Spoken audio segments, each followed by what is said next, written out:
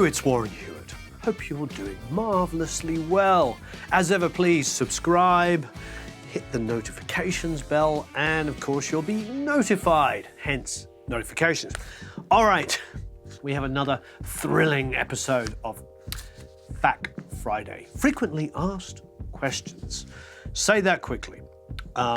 Anyway, these are the questions for the day. What would you do with a singer that is not as good as they think they are? How do you bring out more of a singer? If a singer thinks that he or she is the world's greatest singer and they have this amazing range, but they actually don't, how do we get that out of them? Well, the number one thing for me in singing, and I'm just going to cut to the chase, the most important thing I've ever learned is quite often you need to get them out of themselves. There's a sort of mystery and kind of bit of BS about recording vocals where people are like, I need the singer to be in that emotional place.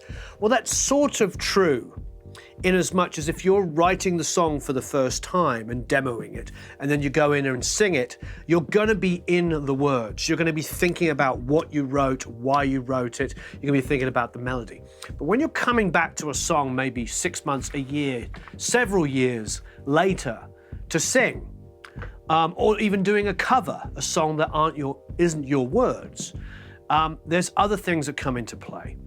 And the big one for me is distraction. Take them out of their heads, take them out of their self-obsession. And very often, singers get so serious, they're in there and they think they've got this amazing range and they're screeching for these notes and they're going as low and as high and all this kind of stuff. And of course, it's not good because it's overwrought. It's like two sort of forced emotions where the things that speak to us quite often are just honest and vulnerable. I find John Lennon's vocals vulnerable. John Lennon was basically adopted. He wasn't adopted, obviously, but his aunt brought him up. There's some vulnerability in his singing. There's vulnerability in Neil Young. There's vulnerability in Joni Mitchell. There's vulnerability in pretty much any great singer. So you can bring that out of them by taking them out of their heads, taking them out of overthinking everything they do. So it's a tough one. If you can do that, you can actually create some objectivity. You can make it easier for them to hear themselves because they're not all in their mind. When they're completely in their mind and obsessing about everything, they have lost touch with reality. They have no objectivity. You play something back to them and they don't hear it. They just feel the emotions. So distraction is great. Get in there, make it fun, make it light, move quickly, be focused. Don't do 50 takes of something you already have. Have a lyric sheet. If you've got a lyric sheet, write down when you love a take and make sure you're not continually redoing the same vocal over and over again. So it's all about creating an environment where the artist is able to take themselves away from it and listen to it as a whole and not be caught up in their mind. What ratio, attack, and release settings do you use for pop vocals? Okay, so I'm typically at about 3:1, and when I'm using hardware, it's usually a DBX 160 or a 165, the VU meter versions. Now, there are great emulations of those. And if you've got access to either the hardware or the plug-in one, I love the way they sound. I was just at Dave Pensado's yesterday from this filming, and he was mixing a new track, a really great sounding track, and it had a 160 emulation on it. And I was like, oh, I love that pa, pa, pa sound. That's really, I love that sound. And he's like, it's probably this. And he opened up the plugin, there it is. There's something special about the 160 VU. Now, if you don't have the hardware and you don't have the software, that's fine. You just want a gentle amount initially at 3:1.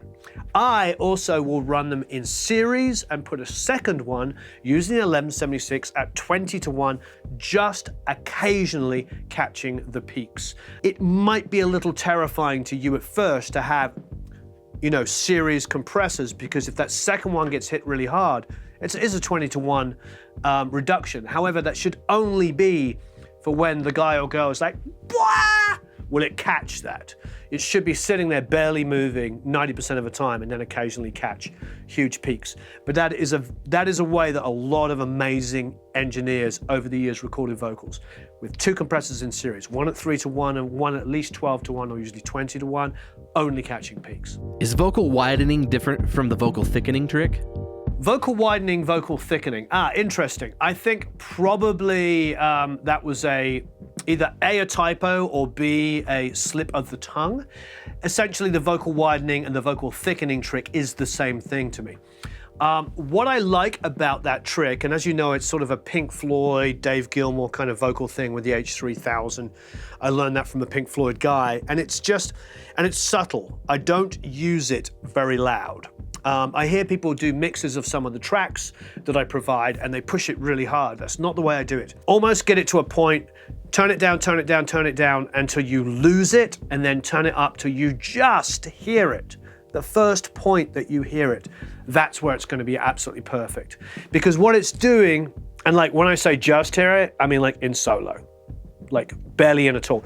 What it will do is it will push the vocal forward, because giving it a bed of like slight pitch changing, and it just works really, really well. Now, a lot of guys I know use it for live as well. The other thing about it is it will kind of make the vocal feel bigger all around. It will give it some width because it's sort of adding some detuning and, you know, around it, and it does make the vocal feel wider, but I call it thickening because to me it's like it just makes the vocal bigger. But yes, slip of the tongue, I always typically call it thickening, but widening is another way of thinking about it. But I would never do MS technique or a widening effect on a vocal. Any chance you'll do a giveaway for one of your 1173s? Oh, I'll have to ask BAE, Mark at BAE about that. We're trying really hard, you know, to take a $1,500, $2,000 compressor and a $3,500 mic pre and put them together and build them and sell them. They're built in America and the transformers are built in England. And so, you know, it's quite expensive, relatively expensive component-wise. So, and they're selling, you know, they're selling really well, but at the same time, I have to twist his arm to see if we can do a giveaway. How about coming soon? How about that one, okay? Even if I have to buy one, we'll do one as a giveaway, even if I have to buy it. When mixing vocals, do you compress each track separately, or do you compress the bus? Oh, interesting. That's a really good question. I actually answered that on a video, but I'll go into it again. Both. If it's a gang vocal, you've got 5, 3, 4, 5, 6, whatever, multiple people in a room, I'll probably take 4 or 5 takes of the gang vocal and then compress them together in one stereo bus. But if it's several different vocalists or several different vocal parts, I'll gently compress all of them and then again compress them in a bus. The thing when you've got like 4 or 5 voices singing together, everybody's dynamics are different, and you'll end up with something that's fairly even sounding. Where you've got one voice on its own, the dynamics, of course, are going to be, you know, quite drastic. And so you will want to control the compression on the individual channel. Either way, both of them should go into buses that are compressed as a whole. As ever, amazing questions. Please, as ever, subscribe, hit the notifications bell. You guessed it, it gives you a notification, and leave a bunch of comments and questions below. I really appreciate all the wonderful questions and just this incredible community we have. Have a marvelous time recording and mixing.